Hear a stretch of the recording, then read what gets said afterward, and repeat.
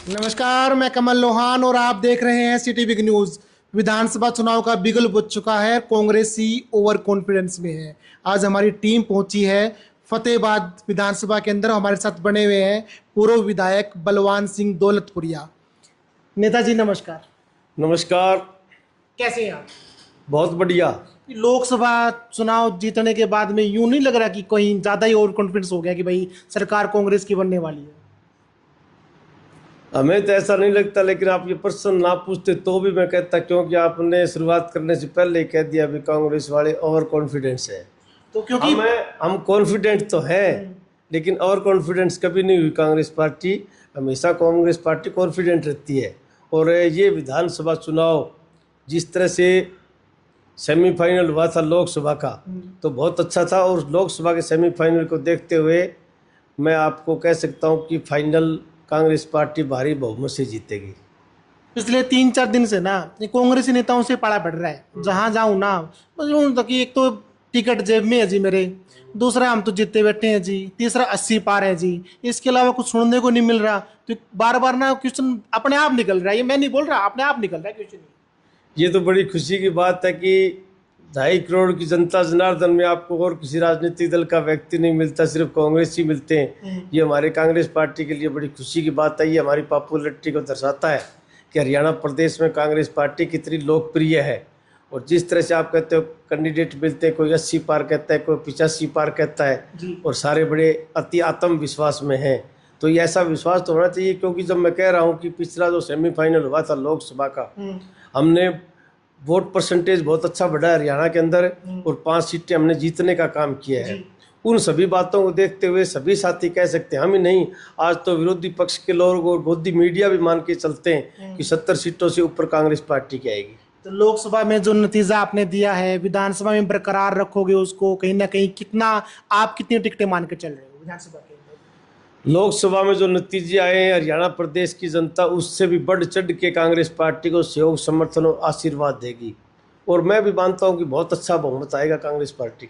इस बार कल शैलजा जी हिसार पहुंचे थे, तो उनका बड़े आप पहुंचे हुए थे, खुद भी वहां पर थे। तो लोग ना सीएम आया का जो एक वो कॉन्फिडेंस था ना, तो पहले जी उसके दुष्यंत जी के लिए बोला करते सीएम आया।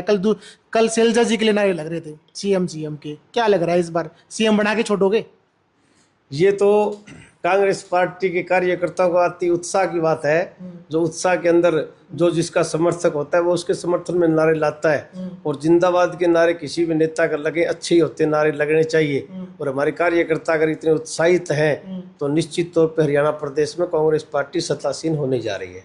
एक ना पहले राहुल गांधी जी ने यात्रा की थी, उनके पीछे पीछे दीपेंद्र जी ने शुरू कर दी। अब कुमारी शैलजा जी ने अपनी यात्रा जो है शुरू कर दी। तो कैप्टन साहब का इंटरव्यू कर रहा था, तो कैप्टन साहब से पूछा, माँ जी के में ब्याज ब्यूज ले रखे है आपसे उनने कांग्रेसियों ने, जो बार बार हिसाब मांगो, हरियाणा हिसाब मांगे कि मैं दे दो उनको हिसाब सूब देना हो तो, क्योंकि दिल ले रखे है कि बीजेपी वालों से आप लोगों ने? राहुल जी ने जो भारत जोड़ो यात्रा कन्याकुमारी से लेकर जम्मू कश्मीर तक की थी, उस यात्रा का पूरे हिंदुस्तान पे, राष्ट्र स्तर पे बड़ा अच्छा प्रभाव पड़ा था।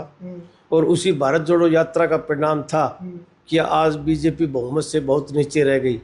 और आज मोदी सरकार ने कहते हुए प्रधानमंत्री को भी एनडीए की सरकार कहना पड़ रहा है। ये सब भारत जोड़ो यात्रा का परिणाम था। और उसके बाद में जो जो चुनाव नजदीक आते हैं, प्रत्येक राजनीतिक दल अपनी अपनी रणनीति बनाता है, चाहे वो यात्राएं करे, चाहे वो जनसभा करे, या कोई दूसरे डोर टू डोर जाने का प्रोग्राम करे। इसी तरह से कांग्रेस पार्टी ने हरियाणा में भी यात्राओं का प्रोग्राम बना रहा है। सभी का एक मकसद है, कांग्रेस पार्टी को मजबूत करें और भाजपा को सत्ता से बाहर करें। नहीं, क्वेश्चन ये था कि वाकई में कांग्रेस ने 60-70 साल राज किया हरियाणा के ऊपर। अब 10 साल के अंदर अब बीजेपी वालों से आप लोग हिसाब मांग रहे हो, तो ये कहीं ना कहीं लॉजिक बनता है क्या इस चीज?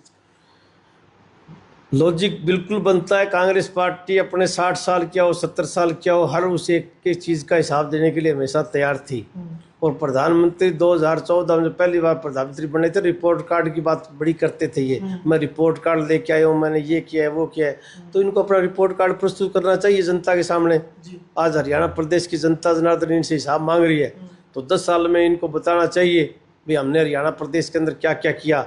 लेकिन मैं आपको बताना चाहूँगा, पिछले दिनों हमारे यहाँ मुख्यमंत्री जी आए थे सैनी साहब फतेहाबाद में, जो कांग्रेस पार्टी के राज में काम किए थे वही गिनवा के चले गए, क्योंकि 10 साल में इन्होंने विकास के नाम पे कहीं एक ईंट नहीं लगाई। ये कोई अपना विकास तो गिनवा नहीं सकते, और पिछला जो हमारा काम किया हुआ है उसी को गिनाने का काम करते हैं। तो इससे आप कह सकते हैं कि कांग्रेस पार्टी ने अतीत के अंदर बहुत अच्छा काम किया है। तो आपने जो आपके जो विधायक हैं दूड़ाराम जी, उनसे आपने हिसाब मांगा 5 साल का? जो मुख्यमंत्री कहते थे कि पर्ची और खर्ची नहीं चलती, उसकी सबसे ज्यादा धज्जियां अगर किसी विधायक ने उड़ाई है तो हमारे फतेहाबाद के विधायक ने उड़ाई है, क्योंकि इनके ड्राइवर ने इनके ऊपर आरोप लगाया था, इसके पीए के ऊपर, भाई होमगार्ड में और दूसरी जगह भर्ती कराने के लिए कौशल रोजगार में इन्होंने मेरे से पैसे लिए, और उसने फिर जहर खा के जान देने का भी प्रयास किया था। तो मैं ये कह सकता हूँ कि हमारा विधायक तो खुद भ्रष्टाचार लेके अपनी गाड़ी में घूम रहा था। अगर इनका विधायक ऐसे करता है तो पर्ची खर्ची का जो नारा दे रहे हैं वो जनता को गुमराह करने के लिए दे रहे हैं। तो विधायक जी से कोई पर्सनल वो है या फिर वाकई में काम नहीं किया है? विधायक जी से मेरे सामाजिक संबंध बहुत अच्छे हैं, ब्याह शादी में एक दूसरे के आते हैं जाते हैं, जहाँ मिलते हैं हमारी अच्छी दुआ सलाम है। लेकिन हमारे राजनीतिक मतभेद है, उन्होंने अपने टेन्योर में अगर कोई नालायकी किए काम नहीं किया तो हमारा भी फर्ज बनता है कि हम विधायक से हिसाब मांगे, और हमारा आज तक विधायक ने हिसाब नहीं दिया। हमने उससे हिसाब मांगा है भी मेडिकल कॉलेज जिला हेडक्वार्टर पे बनना चाहिए था, वो टोहाना में क्यों गया, अभी तक नेशनल पोस्ट ग्रेजुएट कॉलेज क्यों नहीं आया, फतेहाबाद की जो भूमि है सेमग्रस्त उसको मुक्त करने के लिए सेम से कोई मास्टर प्लान क्यों नहीं बनाया, फतेहाबाद के अंदर अगर 5 उंगल बारिश हो जाए तो ये जल मगन हो जाता है, पानी निकासी का प्रबंध क्यों नहीं हुआ। और इसी तरह से प्रत्येक दफ्तर के अंदर भ्रष्टाचार का इतना बोलबाला है।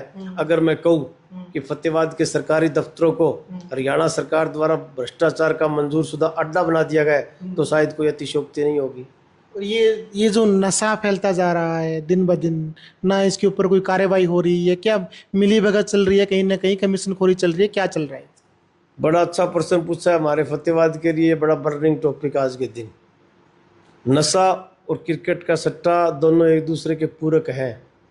जब ये छोटे छोटे बच्चे क्रिकेट के सट्टे में लुट पिट जाते हैं तो फिर ये नशे की तरफ आते हैं, और फिर ये नशे की तरफ जाने के बाद में ये 3, 4, 5 साल बाद में ये मौत के अकाल इनको अपनी ओर खींच लेता है। और हमने कई बार ज्ञापन भी दिए, धरने भी दिए, मांग भी उठाई थी कि नशे और क्रिकेट बुकियों को बंद किया जाए, लेकिन फतेहाबाद की पुलिस भी इन क्रिकेट बुकियों से और नशाखोरों से बिकी हुई है। अगर ये फतेहाबाद पुलिस इनसे मिली हुई ना होती तो मैं आपको याद दिलाना चाहूँगा, पिछले 4-5 महीने पहले एक लेडीज ने FIR दर्ज करवाई थी, भाई मेरे से सट्टा बुकी ने मेरे खाते में पैसे डिपॉजिट कराए और विड्रा कराए। तो उस टाइम हम जाके SP से मिले थे, हमने कहा था जी अब आपके पास सारी प्रूफ हैं, ट्रांजैक्शन किस तरह हुई है, किस खाते में गए, किस आप कड़ी से कड़ी जोड़ के आप इनका नक्शा तोड़ सकते हो। लेकिन पुलिस ने कोई कार्रवाई नहीं की, उस FIR को दफ्तर दाखिल करने का काम किया था। और मैं आपके चैनल के माध्यम से बताना चाहता हूँ, जब भी हरियाणा सरकार सत्तासीन होगी उस FIR को हम रीओपन कराएंगे, और जो जो अधिकारी उसके अंदर इन्वॉल्व हैं गलत करेंगे उनको सजा दी जाएगी, और ये नशे का और क्रिकेट बुकियों का फतेहाबाद से नक्शा तोड़ा जाएगा। ज्ञापन सौंपने के बाद में भी कोई कार्रवाई नहीं हो रही इनके ऊपर, तो कहीं ना कहीं मिली भगत लग रही है आपको? मैं तो आपको चैनल की सरेआम आरोप लगा रहा हूँ कि भाजपा के नेताओं की और फतेहाबाद पुलिस की मिलीभगत है। फतेहाबाद की पुलिस अगर मिलीभगत ना हो तो कहीं भी ना तो कोई नशा कर सकता है, ना कोई बेच सकता है, ना कोई क्रिकेट बुकी चला सकता है। लेकिन इन लोगों की पुलिस से मिलीभगत है और ये मिलीभगत से काम चल रहा है। पूर्व विधायक रहे हैं आप, अच्छी खासी नॉलेज है राजनीति की आपको। बीजेपी ने जो ये 6 महीने पहले CM बदलकर जो नई रणनीति अपनाई है 2024 के चुनाव को लेकर, कहाँ तक कारगर साबित होगी इनकी रणनीति? ये तो जनता को बेवकूफ़ बनाने के लिए, आंखों में धूल झोंकने के लिए एक ड्राइवर को उठा के दूसरे ड्राइवर को बना दिया। जब इनकी व्यवस्था ही सारी खराब है, व्यवस्था को बदलना चाहिए, पोर्टल बंद करने चाहिए, किसानों को MSP देनी चाहिए, बच्चों को कच्ची नौकरी देते कौशल के माध्यम से पक्की नौकरी का रोजगार करना चाहिए। छोटे व्यापारी GST से आज तबाह हो चुके हैं, उनको GST से मुक्त करना चाहिए। और भी बहुत सी बातें, चाहे महंगाई की बात हो, चाहे और कानून व्यवस्था की बात हो, इन सभी कामों का निवारण करना चाहिए। मुख्यमंत्री बदलने से कुछ नहीं होता, जब तक आप उसका आमूल चूल परिवर्तन, अगर आप कुत्र काटने वाली मशीन होती है उसको आप कुत्र काटने वाले को बदल दोगे तो जब तक उसके टोके या उसकी गिरारी नहीं बदलोगे तब तक आपका काम सही नहीं हो सकता। तो इसकी व्यवस्था परिवर्तन करेंगे तब हरियाणा के अंदर सुधार होगा, मुख्यमंत्री बदलने से नहीं होगा। बीजेपी, जेजेपी और इनेलो, इनेलो से पहले विधायक भी रह चुके हैं आप, तो इनके तीनों पार्टियों का कुछ वजूद क्या बचेगा इस बार 2024 के अंदर? मुझे लगता है टक्कर तो रहेगी बीजेपी के साथ हरियाणा में। और इनेलो जेजेपी? शायद वो टक्कर में नहीं आ पाएंगी। टक्कर पूरे हरियाणा में बीजेपी की और कांग्रेस की रहेगी, लेकिन बीजेपी की बड़ी दुर्गति होगी, वो इकाई के अंदर रह जाएंगे वो भी। तो बलवान सिंह दौलतपुरिया अपने आप को टिकट की लाइन में कहाँ खड़ा देख रहे हैं आज के टाइम पर? आज हमारे बहुत से साथी प्रयास कर रहे हैं हल्का सतर पे भी, और पार्टी का प्रचार प्रसार कर रहे हैं। जो भी साथी प्रचार प्रसार करता है, पार्टी की मेहनत करता है, पार्टी की नीतियों आगे बढ़ाता है, कहीं ना कहीं सबकी इच्छाएं होती है भाई चुनाव लड़ने की, और सभी साथी उसके लिए टिकट के लिए प्रयास भी कर रहे हैं और करने भी चाहिए। लेकिन राहुल जी ने दो टूक शब्दों में कहा है कि जिस भी साथी का सर्वे बढ़िया आएगा और जो साथी विनिंग होगा उस पर पार्टी दाव लगाएगी। अब जिस साथी का सर्वे बेटर आएगा उस पर पार्टी दाव लगाएगी, तो मुझे नहीं लगता किसी साथी को कोई गुंजाइश रहेगी नाराजगी मोल लेने की, क्योंकि जब सर्वे होगा तो पानी का पानी और दूध का दूध हो जाएगा और अच्छे साथी को टिकट मिलेगी। चलो 2 क्वेश्चन हो रहे हैं मेरे लास्ट। पूर्व जो प्रेजेंट विधायक है आपके दुड़ाराम जी, 10 में से कितने नंबर उनको दो? नंबरों वाला खेल तो दुड़ाराम जी ने अपने टेन्योर में सिवाय भ्रष्टाचार फैलाने के विकास के नाम पे इसने कुछ किया भी नहीं, और इसको विकास के वी का भी नहीं पता। ये सिर्फ सोचता है अगर मैं 4 नए रिखाड़े बना दूं, 2-4 रास्ते बना दूं तो वही विकास है। अगर ये विकास के बारे में सोचता तो जब ये पहले विधायक था तो उस टाइम हमारी सबसे बड़ी भुन्ना शुगर मिल थी, वो औने पौने दामों में बिकी थी। उस टाइम जनप्रतिनिधि को स्टैंड लेना चाहिए था। उस टाइम भी ये उदासीन हुआ बैठा रहा, इसने एक शब्द भी नहीं कहा। इस तरह से हमारा मेडिकल कॉलेज चला गया, यहाँ पे कोई भी ऐसी चीज़ इनके कार्यकाल में नहीं आई कि जिससे फतेहाबाद जिले के अंदर वो विकास के अंदर मील का पत्थर साबित हो। लेकिन नंबर तो मैं इसको 0 से अगर कोई नीचे जा सकता है तो वो दे सकता हूँ, लेकिन 0 से नीचे चाणक्य ने कभी, आर्यभट्ट ने कभी कहा नहीं तो मैं वो भी देता है, इससे बड़ा नहीं कुछ नहीं नंबर। तो बलवान सिंह दौलतपुरिया अगर उनकी जगह पे विधायक आते हैं या होते या बन जाएंगे तो सबसे पहला कदम क्या रहने वाला है उनका? अगर इस बार फतेहाबाद की जनता ने मुझे आशीर्वाद दिया, सेवा करने का मौका दिया, तो मैंने मेरे कार्यकाल में भी काफ़ी प्रयास किए थे फतेहाबाद के विकास के मामले में। चाहे नई अनाज मंडी बनाने की बात हो, चाहे फतेहाबाद के अंदर बस स्टैंड बनाने की बात हो, चाहे फतेहाबाद के अंदर जो अभी चल रही है कंस्ट्रक्शन 200 बेड का हॉस्पिटल बनाने की बात हो, चाहे ढांड गाँव में परचेज सेंटर बनाने की बात हो, चाहे हुड्डा के सेक्टर 3 में और बनगाम गाँव में 33 के बिजली घर बनाने की बात हो, चाहे 35-36 गाँव में व्यायामशाला बनवाने की बात हो, चाहे एमपी लैंड से ढाणियों में लाइट लगवाने की बात हो, और भी मैंने बहुत से काम किए थे। लेकिन मेरा एक स्वप्न था कि मैं डिस्ट्रिक्ट हेडक्वार्टर पे नेशनल पोस्ट ग्रेजुएट कॉलेज बनाऊं। आज फतेहाबाद का नाम शिक्षा के मामले में निचले पायदान से शुरू होता है, क्योंकि हमारे पास से एक एमएम कॉलेज है जो को-एडेड है।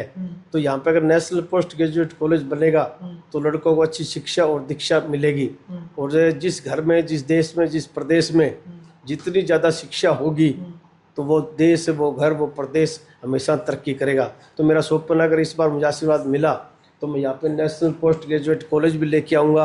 और ये जो षड्यंत्रकारी ताकतों ने जो हमारा मेडिकल कॉलेज एक डिजर्ट एरिया में ले जाके जो कॉलेज को बर्बाद करने का काम किया है, मैं प्रयास करूँगा कि वो कॉलेज दोबारा, जो हमारा 200 बेड का हॉस्पिटल बन रहा है, इसी को ही मेडिकल कॉलेज घोषित किया जाए। क्योंकि इसके साथ लगते हुए अगर हम 10 एकड़ ज़मीन और रिक्वायर कर लें तो यहाँ पे मेडिकल कॉलेज अच्छे तरीके से चल सकता है। और उसके साथ साथ फतेहाबाद के अंदर आम आदमी को रोज़गार भी मिलेगा और बच्चों को अच्छी शिक्षा और दीक्षा मिलेगी। क्योंकि जब बच्चियाँ बाहर से MBBS करने आएंगी तो टोहाना के अंदर डिजर्ट एरिया में रहने की बड़ी दिक्कत रहेगी, बच्चियों को सुरक्षा के मामले में बड़ी दिक्कत रहेगी, तो उसको यहाँ ले आने का प्रयास करेंगे। और भी जो मूलभूत सुविधाएँ मेरी जो पाइपलाइन में, उनको पूरा करने का प्रयास करेंगे। चलो नेताजी, बहुत बहुत धन्यवाद हमसे जुड़ने के लिए। थैंक यू जी। तो ये थे हमारे साथ में पूर्व विधायक बलवान सिंह दौलतपुरिया जी। अपने टिकट को लेकर भी आश्वस्त है और कांग्रेस की सरकार बनने को भी आश्वस्त है। बाकी आने वाला टाइम ही बता पाएगा कि कांग्रेस की सरकार बनेगी या नहीं। तब तक जुड़े रहें सीट बिग न्यूज़ के साथ में। नमस्कार।